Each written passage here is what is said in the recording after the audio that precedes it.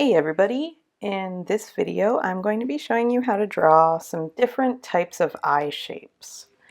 So when we're drawing eyes, everybody looks different. So we all have kind of like different curves to our eyelids, different thicknesses of the creases of our eyelids. Everything's just kind of shaped a little bit differently. But there are a few primary shapes that we see throughout various people. So the first eye shape that I'm going to show you is a round eye shape. So, you know, the eyes seem to be open wider.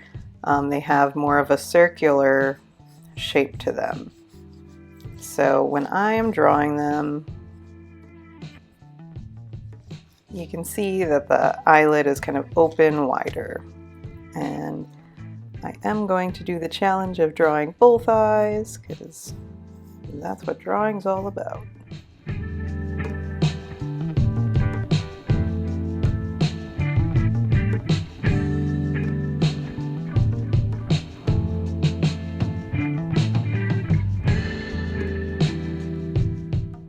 So rounder eyes often tend to have kind of bigger eyelids as well, so we see just a little bit larger of an eyelid crease.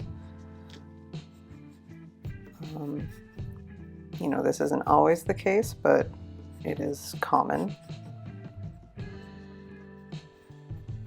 And we'll note how the largest curves of the eyelids are kind of towards the center on both the top and bottom, or maybe center outer edge, not completely in the center. They round more as we get towards the outer edge and kind of come a little more to a point as we get towards the inner section of the eye. And a few pointers to remember when we're drawing eyes.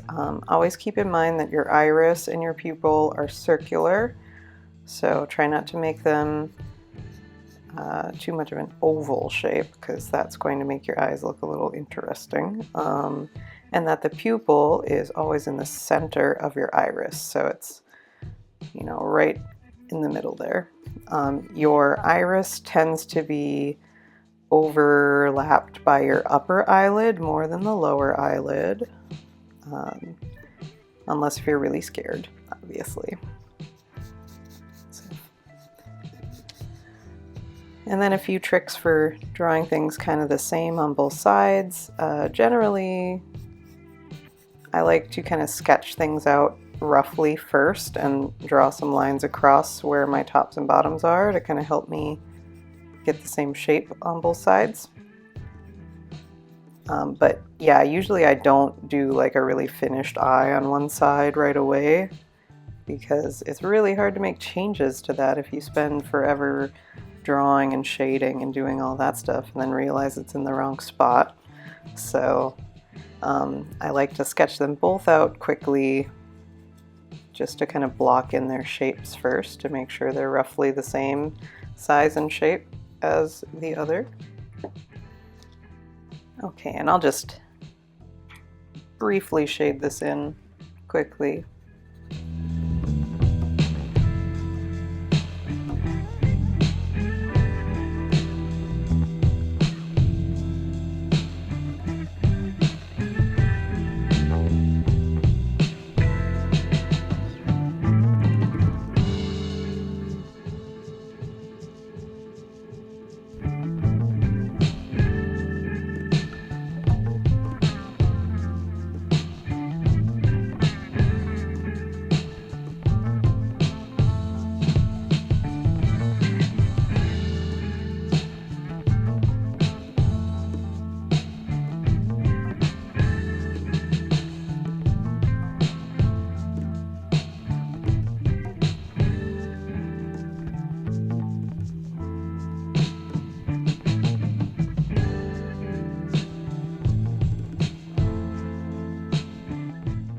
All right, so there are some round eyes. I think the next one we'll be upturned eyes.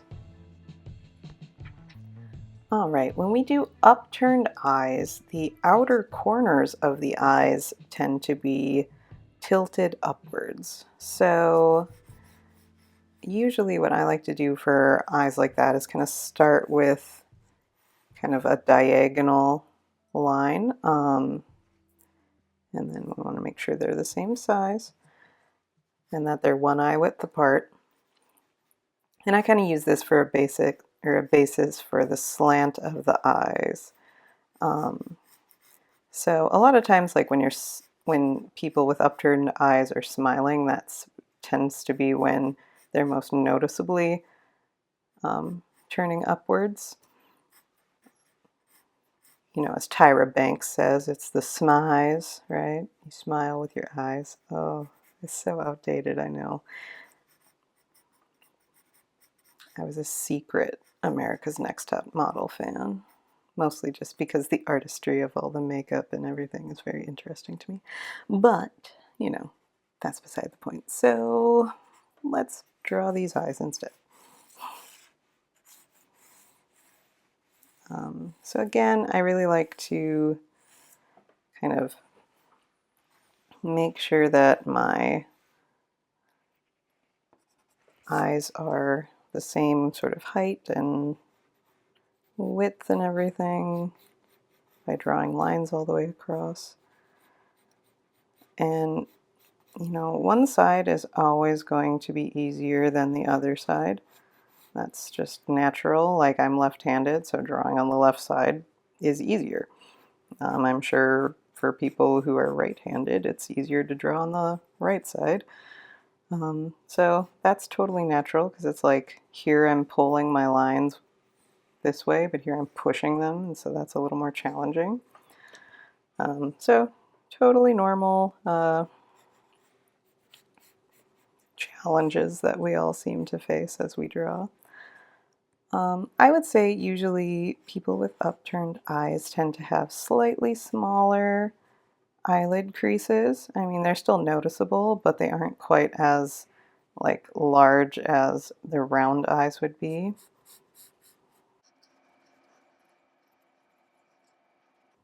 I tend to find that upturned eyes also aren't quite as open as wide as round eyes are, so we're going to see a little bit less of the iris. It's going to be covered a little bit more by the upper eyelid, kind of almost like they're squinting or tired looking, so the eyes are just slightly more closed.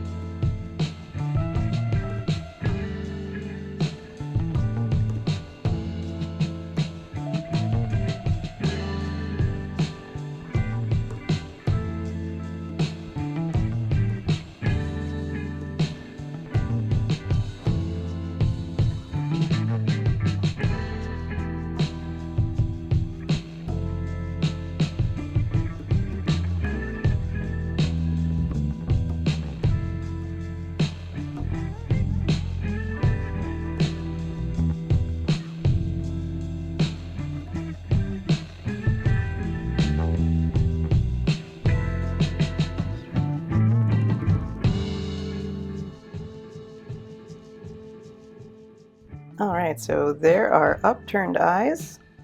How about when we're drawing downturned eyes, our eyes tend to move downwards at a slight angle towards the outside.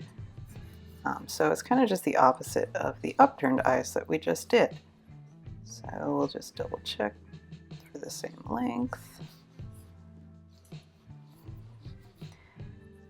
And I find that downturned eyes tend to be a little more open at the bottom lid.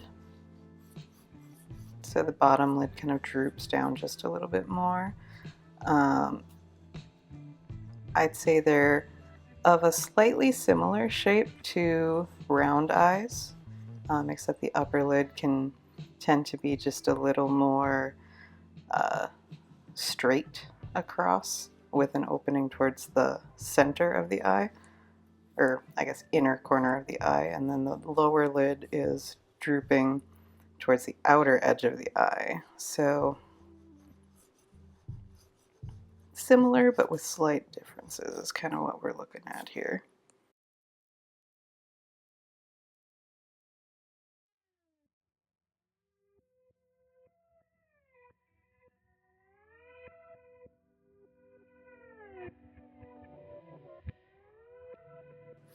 Like round eyes, we're going to see probably just a little bit more of the iris on downturned eyes because the lower lid is kind of drooping downwards just a little bit more, so it's not really covering that up as much. We'll see a little less than with round eyes because the upper eyelid does kind of overlap that top of the iris just a little bit. We'll just see more of the bottom. Generally, again, we're speaking in generalities with all of these because, again, everybody looks different, and I am just making some generic eyes. I'm not really referencing anyone in particular. A lot of times people ask me, like, oh, how do you know how to draw all of this stuff just without looking at anything? Honestly, it is because I spent so much time looking at eyes in this case, and observing them and drawing them from observation before I was able to really make up what I was seeing. So it's all really in practice, and the key to drawing well and to drawing realism well is observation. So the closer that you observe real life, the more it's going to come naturally to you as you work at it. So we don't just automatically get good at stuff. We need to work really hard at it and spend a lot of time with it. It's those hundreds or thousands of hours of practice that we put in to our skills that make it look easy. So it wasn't always easy, we have to start somewhere.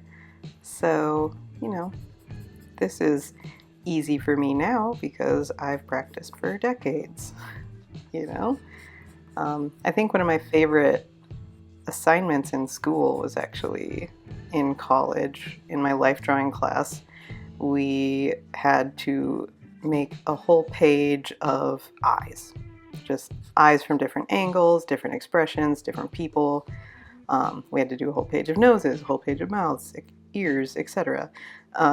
So doing that, just that repetition, but also, drawing smiling eyes, scrunched up eyes, crazy looking eyes, doing all of that stuff just really helped me to kind of get a grasp of the variation of form that we see when we look at just different people.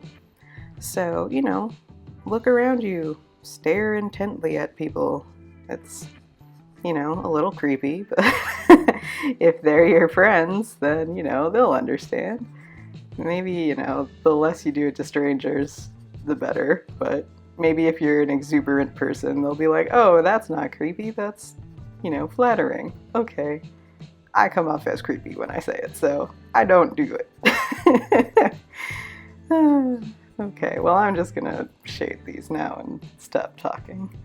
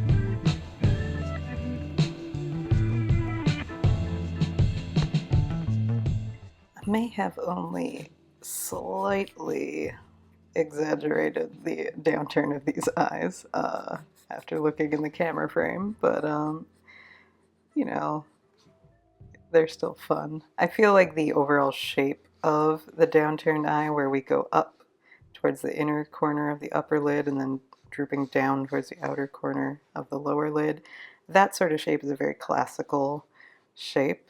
So if you look at like ancient sculptures like busts and such, Renaissance sort of style as well, you'll see that sort of eye shape pretty frequently.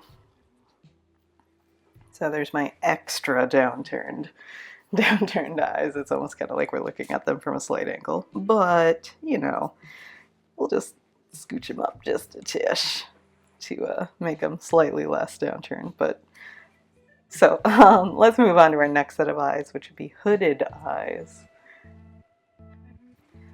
All right, so hooded eyes tend to have kind of a more prominent brow line, and that sort of brow overhangs the eyelid crease a bit, and that's why we call it hooded. So it's hooded by the brow.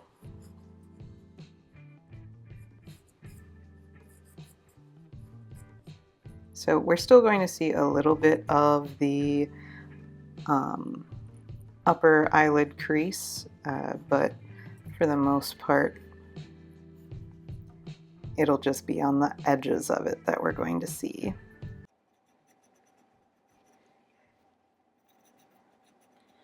So I start here kind of with this line across. This is kind of where the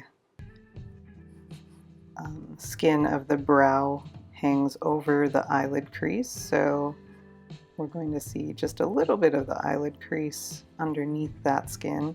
And then they kind of define the outer edge of the eye around there. So hooded eyes could really be any eye shape in terms of like the eyelids themselves, but the key determining factor here is just this brow that is kind of lower.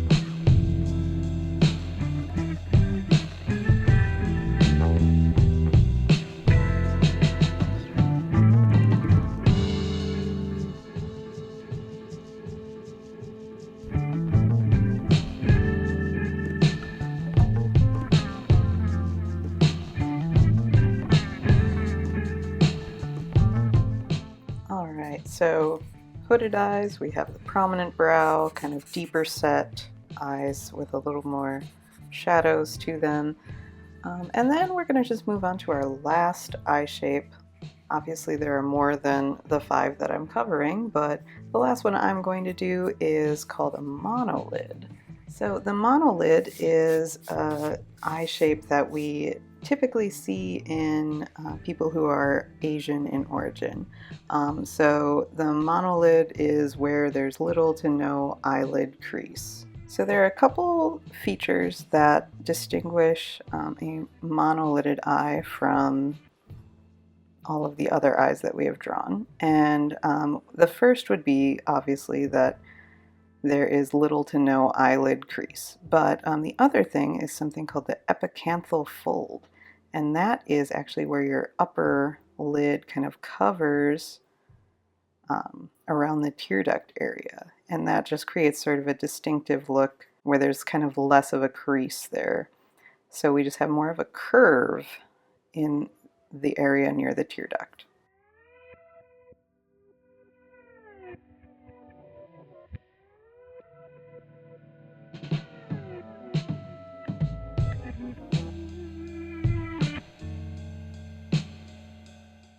So the distinguishing shape here is the curve that comes kind of sharply up right away at the beginning and then tapers off on its way outwards. The eyes are also slightly hooded too, so we're going to see a little bit less of the iris than we would in, say, a downturned or a round eye.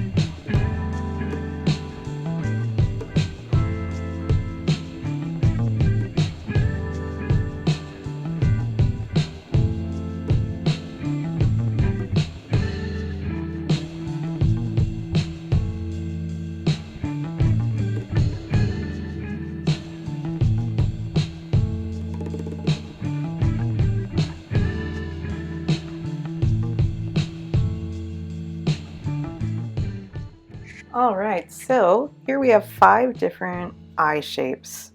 We've got round, upturned, downturned, hooded, and monolid. Basically, the best way to learn how to draw eye shapes is to look, just, stare deeply into the souls of the people around you. That's the best way to do it. Just, don't be a weirdo about it. Ask politely.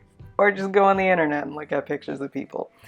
That's probably the less confrontational way of doing things. But hopefully this helped you a little bit, and thanks for watching.